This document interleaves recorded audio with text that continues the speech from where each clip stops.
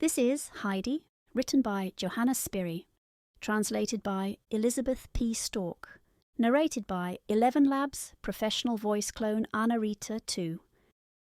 Part 1. Heidi's Years of Learning and Travel. Chapter 2. With the Grandfather. After Data had disappeared, the uncle sat down again on the bench, blowing big clouds of smoke out of his pipe. He did not speak, but kept his eyes fastened on the ground. In the meantime, Heidi looked about her, and discovering the goat shed, peeped in. Nothing could be seen inside. Searching for some more interesting thing, she saw the 3 old fir trees behind the hut.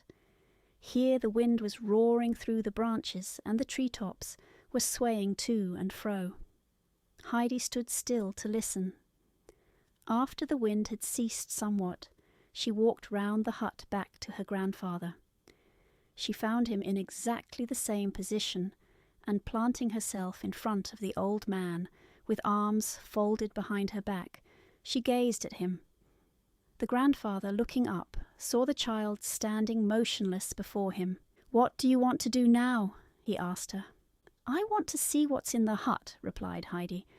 "Come then." And with that the grandfather got up and entered the cottage. "Take your things along," he commanded. "I do not want them any more," answered Heidi. The old man, turning about, threw a penetrating glance at her. The child's black eyes were sparkling in expectation of all the things to come. "She is not lacking in intelligence," he muttered to himself. Aloud he added, "Why don't you need them any more?" "I want to go about like the light-footed goats." "All right, you can, but fetch the things and we'll put them in the cupboard." The child obeyed the command. The old man now opened the door, and Heidi followed him into a fairly spacious room, which took in the entire expanse of the hut. In one corner stood a table and a chair, and in another the grandfather's bed. Across the room a large kettle was suspended over the hearth, and opposite to it a large door was sunk into the wall. This the grandfather opened. It was the cupboard in which all his clothes were kept. In one shelf were a few shirts, socks, and towels. On another, a few plates, cups, and glasses. And on the top shelf, Heidi could see a round loaf of bread, some bacon, and cheese. In this cupboard, the grandfather kept everything that he needed for his subsistence. When he opened it, Heidi pushed her things as far behind the grandfather's clothes as she could reach. She did not want them found again in a hurry. After looking around attentively in the room, she asked, "Where am I going to sleep, grandfather?" "Wherever you want to," he replied. That suited Heidi exactly. She peeped into all the corners of the room and looked at every little nook to find a cosy place to sleep. Beside the old man's bed she saw a ladder. Climbing up, she arrived at a hayloft, which was filled with fresh and fragrant hay. Through a tiny round window she could look far down into the valley. "I want to sleep up here," Heidi called down. "Oh, it is lovely here. Please come up, grandfather, and see it for yourself." "I know it," sounded from below.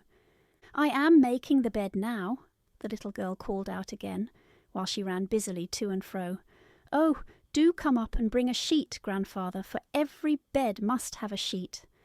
"Is that so?" said the old man. After a while he opened the cupboard and rummaged around in it. At last he pulled out a long coarse cloth from under the shirts. It somewhat resembled a sheet, and with this he climbed up to the loft. Here a neat little bed was already prepared. On top the hay was heaped up high so that the head of the occupant would lie exactly opposite the window. The grandfather was well pleased with the arrangement.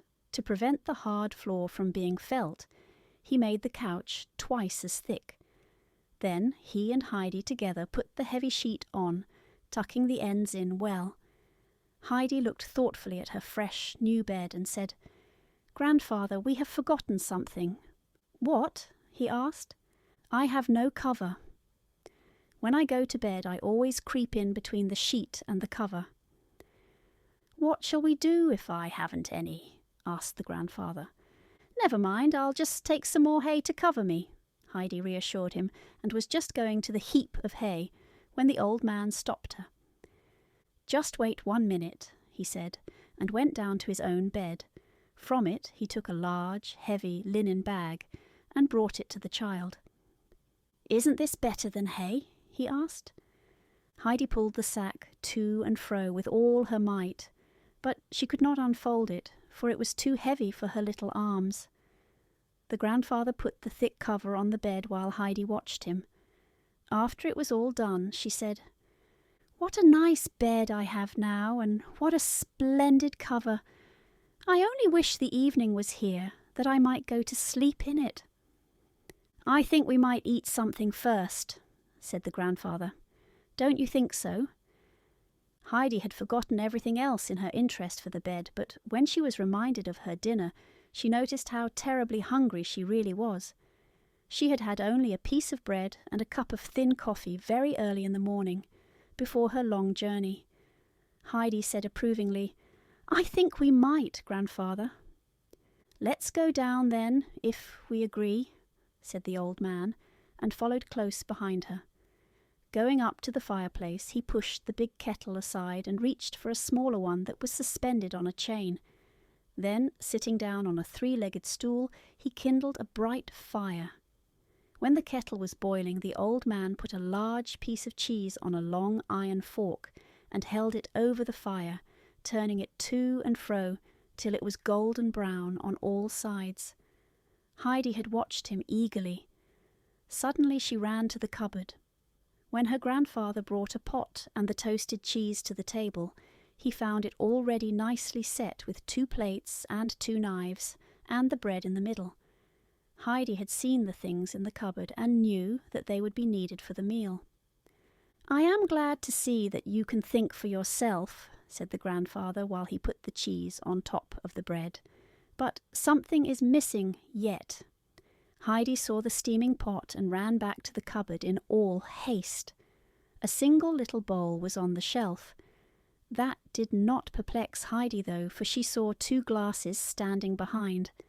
With those 3 things she returned to the table. "You certainly can help yourself. Where shall you sit, though?" asked the grandfather, who occupied the only chair himself.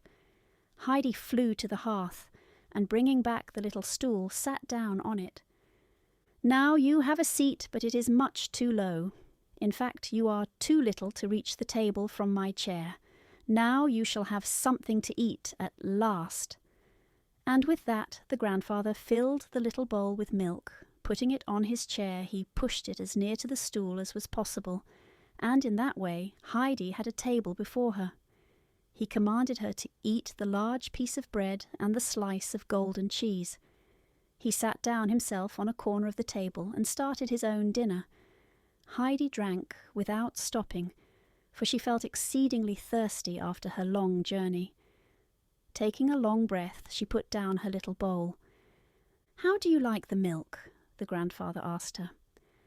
"I never tasted better," answered Heidi. "Then you shall have more." And with that, the grandfather filled the little bowl again. The little girl ate and drank with the greatest enjoyment. After she was through, both went out into the goat shed. Here the old man busied himself, and Heidi watched him attentively while he was sweeping and putting down fresh straw for the goats to sleep on. Then he went to the little shop alongside and fashioned a high chair for Heidi, to the little girl's greatest amazement. "What is this?" asked the grandfather. "This is a chair for me. I am sure of it because it is so high. How quickly it was made," said the child, full of admiration and wonder. "She knows what is what and has her eyes on the right place," the grandfather said to himself, while he walked around the hut, fastening a nail or a loose board here and there. He wandered about with his hammer and nails, repairing whatever was in need of fixing. Heidi followed him at every step and watched the performance with great enjoyment and attention. At last the evening came. The old fir trees were rustling and a mighty wind was roaring and howling through the treetops. Those sounds thrilled Heidi's heart and filled it with happiness and joy. She danced and jumped about under the trees. for those sounds made her feel as if a wonderful thing had happened to her. The grandfather stood under the door watching her, when suddenly a shrill whistle was heard. Heidi stood still, and the grandfather joined her outside. Down from the heights came one goat after another, with Peter in their midst. Uttering a cry of joy, Heidi ran into the middle of the flock, greeting her old friends. When they had all reached the hut, they stopped on their way, and two beautiful slender goats came out of the herd, one of them white and the other brown. They came up to the grandfather, who held out some salt in his hands to them, as he did every night.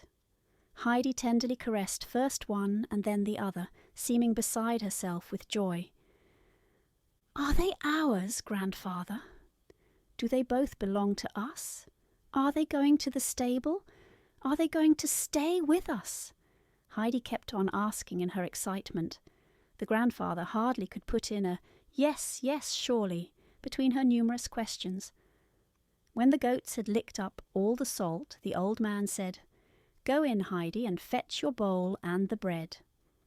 Heidi obeyed and returned instantly. The grandfather milked a full bowl from the white goat, cut a piece of bread for the child, and told her to eat. "Afterwards you can go to bed. If you need some shirts and other linen, you will find them in the bottom of the cupboard. Aunt Dita has left a bundle for you. Now, good night. I have to look after the goats and lock them up for the night." "Good night, grandfather. Oh, please tell me what their names are," called Heidi after him. "The white one's name is Schwenli, and the brown one I call Berli," was his answer. "Good night, Schwenli. Good night, Berli," the little girl called loudly, for they were just disappearing in the shed. Heidi now sat down on the bench and took her supper. The strong wind nearly blew her from her seat, so she hurried with her meal, to be able to go inside and up to her bed. She slept in it as well as a prince on his royal couch. Very soon after Heidi had gone up, before it was quite dark, the old man also sought his bed.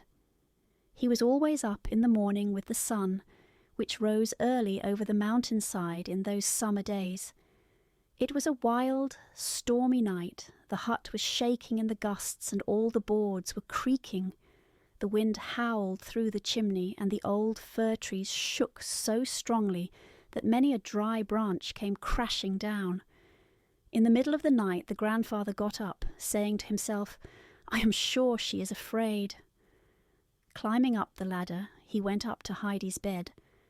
The first moment everything lay in darkness, when all of a sudden the moon came out behind the clouds and sent his brilliant light across Heidi's bed. Her cheeks were burning red, and she lay peacefully on her round and chubby arms. She must have had a happy dream, for she was smiling in her sleep. The grandfather stood and watched her till a cloud flew over the moon and left everything in total darkness. Then he went down to seek his bed again,